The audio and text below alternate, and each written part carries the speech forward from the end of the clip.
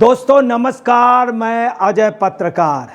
महाराष्ट्र में इस समय राजनीतिक लड़भेड़ी बच चुकी है और लगभग ये भी क्लियर हो गया किधर आंधी चल रही है और किधर तूफान है। उसका क्लियर राज ठाकरे ने कर दिया। राज ठाकरे ने भी कहा, तमाम जनता वहाँ पे कह रही है कि दीपावली के अवसर पे खास तौर से राज ठाकरे ने कह दिया, आम जनता भी कह रही है कि जिस तरह से राम ने त्याग किया था वैसे ही देवेंद्र फडणवीस ने त्याग किया है। और ये जो दिवाली है, ये दिवाली साफ है कि इस दिवाली में संदेश है कि महाराष्ट्र में अब राम राज आने वाला है। स्वयं राज ठाकरे ने भी इशारा किया, उद्धव का अस्तित्व खत्म हो गया है। और उन्होंने कहा कि अगला सीएम फडणवीस का राज ठाकरे ने भी दावा किया, अगला सीएम फडणवीस। आम जनता यही बात कह रही है, जनता ये कह रही है कि अभी तक के महाराष्ट्र के इतिहास में गैर विवादित कोई भी शिकायत नहीं, कोई मुकदमा नहीं, कोई किसी तरह का घपले का आरोप नहीं। सभी जातियों में सामंजस्य बना के अगर किसी ने महाराष्ट्र की धरती में अभी तक सबसे बेहतरीन काम किया था तो वो देवेंद्र फडणवीस। ये आम जनता कह रही है कि अगले ने मुख्यमंत्री पद का भी त्याग किया देवेंद्र फडणवीस ने, कहीं कुछ नहीं। जब देवेंद्र फडणवीस से पूछा गया तो उन्होंने किसी की बुराई भी नहीं की। ताजुब की बात है, इतना बड़ा त्याग उसका लोग आज भाजपा के समर्थन में और उनके समर्थित दलों के प्रति उनकी बहुत ज़्यादा आस्था हो गई है। आपको बतलाना है कि देवेंद्र फडणवीस की आज के डेट में पोजीशन ये है, पूरे महाराष्ट्र में सब लोग कह रहे हैं कि शरीफ आदमी हम इसलिए वोट देंगे कि जैसे बसंत दादा पाटिल थे, जैसे वहाँ पे कभी मोरारजी देसाई वहाँ के चीफ मिनिस्टर थे, वहाँ पे एक से एक अच्छे चीफ मिनिस्टर हुए हैं।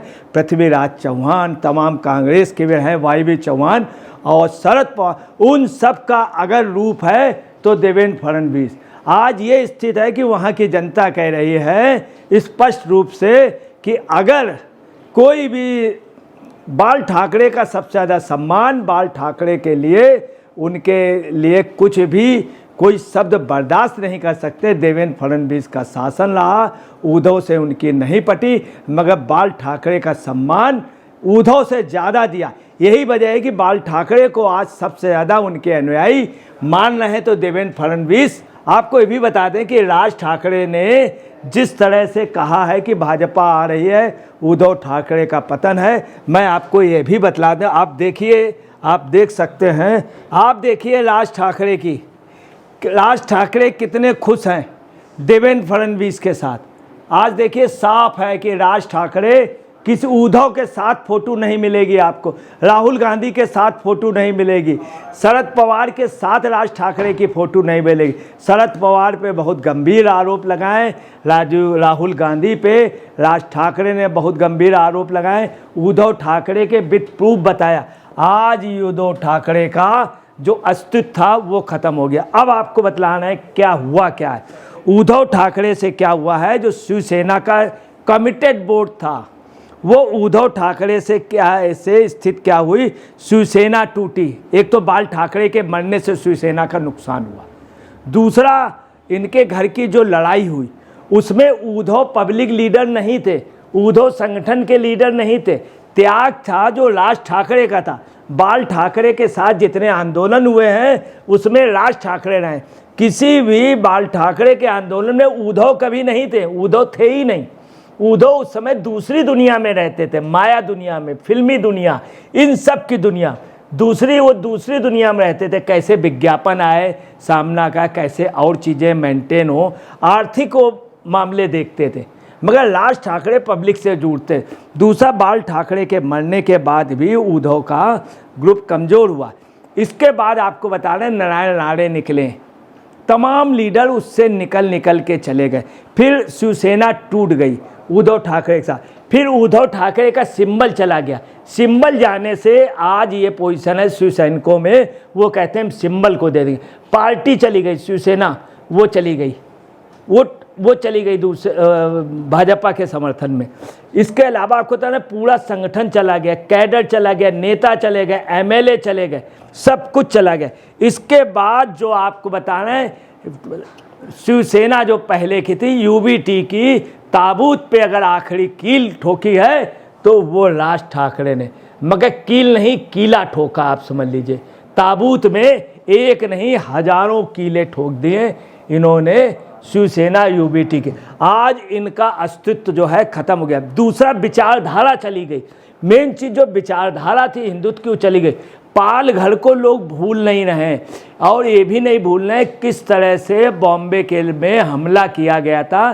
छद्म भदवा भगवा आतंकवाद की साजिश रची गई थी, उसको कलावा वगैरह कसाब को दिखाया गया था, मगर सब कुछ एनएसजी ने ओपन कर दिया कि एक षड्यंत्र रचा गया था हिंदुत्व आतंकवाद का। जबकि हिंदुत्व जो है आतंकवादी नहीं होता, भगवा आतंकवाद नहीं, उसका भी इन्होंने विरोध नहीं किया। इन्होंने अभी एक बयान दिया था, बाप की संपत्ति को कोई छू नहीं सकता, वो भी आप समझ लिए इनके लिए काल हो गया। इन सब के बाद आपको बताना है अमित ठाकरे जो हैं उनकी स्थिति क्या, मैं आपको ये भी बतला दूं। अब देखिए जो नई मैथ हो रही, उद्धव परेशान ये हैं, दो लोग, शरद पवार परेशान हैं कि हमारे बाद सुप्रिया सुले को स्थान दे दिया जाए। आम कार्यकर्ता वो नहीं देने को तैयार, वो जो हैं अजीत पवार के साथ है, पूरा शरद पवार का खेबा। यहाँ उद्धव लगे हैं किसी तरह मेरे लड़के के अस्तित्व को बचा लूँ। अब अस्तित्व उनका डूब रहा है क्योंकि इनके साथ सब कुछ चला गया। वहीं आपको बता रहे हैं अमित ठाकरे काफ़ी मजबूत बैठ रहा है।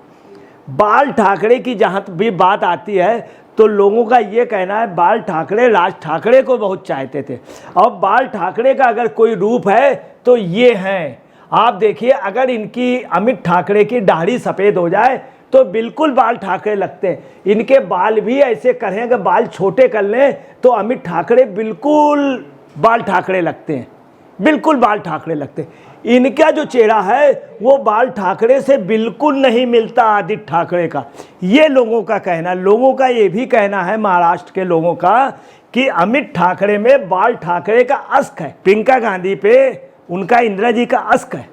उन्हीं का चेहरा दिखा के कांग्रेस पहले वोट ले लेती थी पहले। अब चूंकि उनकी एक एज हो गई, अब उतना वोट नहीं मिलता। किसी समय वास्तव में प्रियंका के नाम पे, चेहरे के नाम पे मिल जाता। यहाँ पर भी इनका जो चेहरा है बाल ठाकरे से, ये भी एक वजह है। आप देखिए, आप खुद देख लीजिए, दाढ़ी देख लीजिए, पूरी वही स्टाइल, बाल, ये जो है आपको बतलाना है अपना अस्तित्व। और आपको बताना है यही नहीं, सबसे बड़ी जो बात हो रही है वो ये हो रही है कि एक शख्स और बुरी तरह से हार रहा है। वो देखिए कौन हार रहा है, आपको ये भी बतला दें। हकीकत है कि मिलिंद देवड़ा जो हैं वो जीत रहे हैं। मिलिंद देवड़ा को पूरा समर्थन कर रहा, पूरी बीजेपी कर रही, पूरी शिवसेना कर रही है, दोनों गुट कर रहे हैं, यूबीटी भी कर रहे हैं और शिंदे गुट भी कर रहा, और पूरा अजीत पवार, मिलिंद देवड़ा जीत रहे हैं। वहीं पे आपको बताना है कांग्रेस वहाँ पे हार रही है बुरी तरह से, बुरी तरह। आदित्य ठाकरे बुरी तरह से हार रहे हैं, वहीं अमित ठाकरे जीत रहे हैं। अब आपको बताना है राज ठाकरे से लगने से जो कुछ बचा तुड़ा यूबीटी का आधार था वो खत्म हुआ जा रहा है। दूसरी आपको उसमें जो सबसे बड़ी बात आ रही है कि राज ठाकरे का जो है सबसे ज़्यादा वहाँ मामला जो उठ रहा वो ये आ रहा है कि आदित्य ठाकरे बुरी तरह से हार रहे हैं और मिलिंद देवड़ा जीत रहे हैं। कांग्रेस का काफ़ी वोट बीजेपी के समर्थन में जा रहा है। अब एक बात वहाँ और आ रही, जो देवेंद्र फडणवीस के सबसे बड़ी जो सभाएं हैं वो ताजुब की बात है महाराष्ट्र में देवेंद्र फडणवीस की हो रही। आप देखिए देवेंद्र फडणवीस की ये देखिए यात्रा निकल रही है, कितनी भीड़ है, कितनी जबरदस्त। इनकी जलूस जो है काफ़ी लंबे निकल रहे हैं और इतनी भीड़ है अपने आप उमड़ रही। तो महाराष्ट्र की धरती में आपको बताना है लोग ये कह रहे हैं दूसरे बाल ठाकरे पैदा हो गए, देवेंद्र फडणवीस को कह रहे हैं, बोले सबसे मिलनसार। लोग ये कह रहे हैं मोरारजी देसाई और विनोबा भावे का जो सर्वोदय आंदोलन था उनका आशीर्वाद इनके साथ है। ताजुब की बात ये देखिए, इनके साथ निगेटिविटी नहीं देवेंद्र फडणवीस के, कितना जुलूस। और आपको बताना है अभी तक की महाराष्ट्र की जो बड़ी भीड़ें हो रही हैं वो एक नया निकल रहा नेतृत्व, तो आप देखिए कितनी जबरदस्त भीड़ है, ये देवेंद्र फडणवीस की है। देवेंद्र फडणवीस ने साफ कह दिया हमें ना तख्त चाहिए ना ताज चाहिए, हमें सिर्फ भगवा राज चाहिए। ये देवेंद्र फडणवीस का, देवेंद्र फडणवीस की त्याग की भावना की वजह से आप भीड़ देखिए कितनी जबरदस्त। इसी बात को आम जनता कह रही, इसी को उन्होंने कह दिया, राज ठाकरे ने भी कहा। तो आपको बताना है बॉम्बे का क्लियर हो गया, चूँकि वहाँ पर एक नेतृत्व देवेंद्र फडणवीस जैसा झुक करके काम करने वाला व्यक्ति, सबको साथ लेके चलने वाला। अब आपको बताना है महिम में पोजीशन क्या है। महिम में आपको बताना है जो एरिए हैं वहाँ हमारे यहाँ के रिपोर्टर्स वहाँ सब जगह लगे हुए हैं, प्यारा हिंदुस्तान के, एचडीबी के, द न्यूज़ के, आप सुन ले, हम लोगों के यहाँ चैनल के सब रिपोर्टर लगे हुए हैं। उनकी रिपोर्ट ये है कि महिम जो क्षेत्र है, महिम विधानसभा में जहाँ से अमित ठाकरे लड़ रहे हैं, वहाँ पे पोजीशन ये है कि वहाँ महिम पे, पूरे महिम क्षेत्र पे लोग जो हैं वो शिवसेना यूवीटी से नाराज़ हैं, वो अमित ठाकरे को जिताना चाह रहे हैं, उधर मिलिंद देवड़ा को जिताना चाह रहे हैं, तमाम ऐसी सीटें हैं।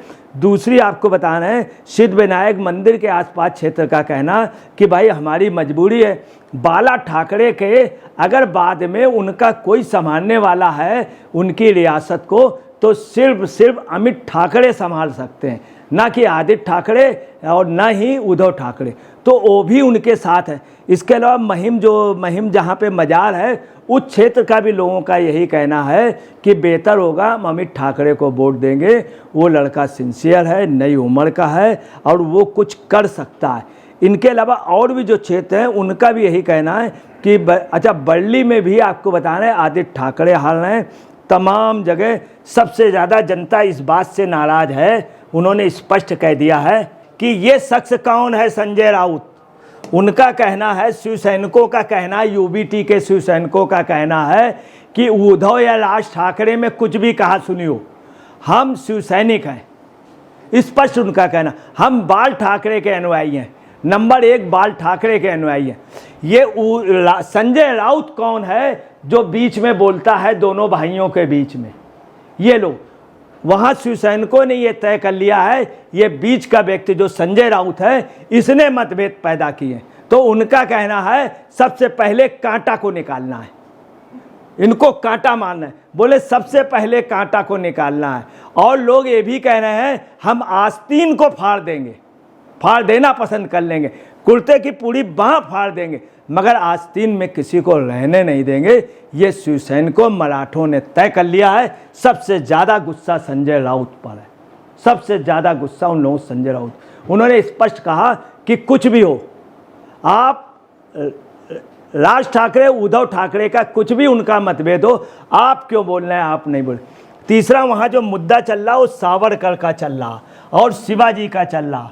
शिवाजी पे सबसे ज़्यादा जिसने काम किया है वो देवेंद्र फडणवीस का आ रहा है समझ में, देवेंद्र फडणवीस ने किया। दूसरा वहाँ की पब्लिक ये कह रही है, जो भी आता है उनसे पूछते हैं कि आप कहिए वीर सावरकर जिंदाबाद, कांग्रेस से कहते हैं तो कांग्रेस के कार्यकर्ता कहते हैं वीर सावरकर जिंदाबाद।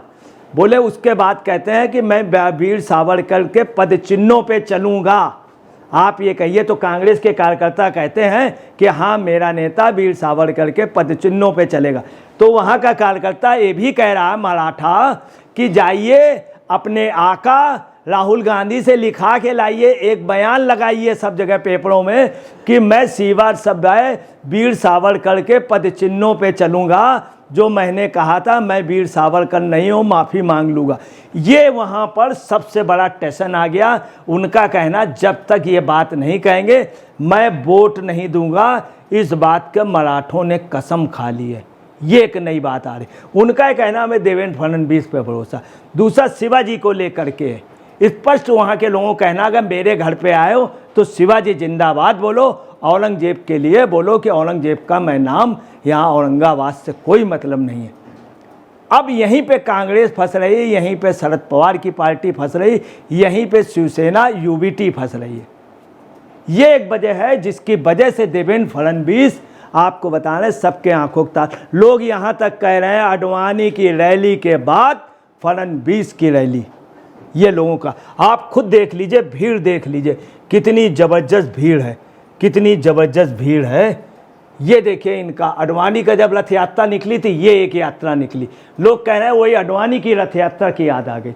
मोदी जी का जिस समय मुहिम निकलता था वो याद आ गया। और सभा देखिए, देवेंद्र फडणवीस की सभा है। आप अंदाज लगा सकते हैं, लोगों का ये कहना है विजयादशमी के दिन शिवाजी मैदान पे जब बाल ठाकरे जी संबोधित करते थे, वो भीड़ पहली बार, वही लोग, वही आस्था, वो देवेंद्र फडणवीस के साथ दिख रही।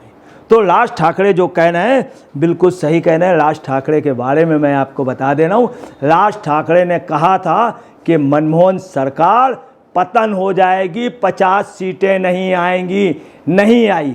इसके बाद राज ठाकरे ने कहा था ये 60 सांसद नहीं आएंगे, 60 सांसद नहीं आए। अभी राज ठाकरे ने कहा था 2024 में ये 100 सांसद नहीं आएंगे, कांग्रेस नहीं आई। राज ठाकरे ने कहा कि नेक्स्ट सरकार भाजपा की बन रही और देवेंद्र फडणवीस सीएम होंगे। तो आप समझ लिए राज ठाकरे के कुछ भी हो, जुबान जो है उस जुबान को इज्जत बाल ठाकरे करते थे, मगर उद्धव ठाकरे की इज्जत कोई नहीं करता। ना राहुल करते हैं, ना उनका बेटा करता है, ना ही आदरणीय बाल ठाकरे जी करते थे। राहुल तो खैर उनको कुछ समझते ही नहीं हैं। उद्धव ठाकरे, संजय राउत का सबसे ज़्यादा बुरा काल होगा इस चुनाव के बाद, चूँकि मराठी कह रहे हैं इस घर से निकाल के बाहर कर दूंगा। ये गलत ईंट इसकी बुनियाद में कैसे आ गई। दोस्तों नमस्कार, मैं अजय पर।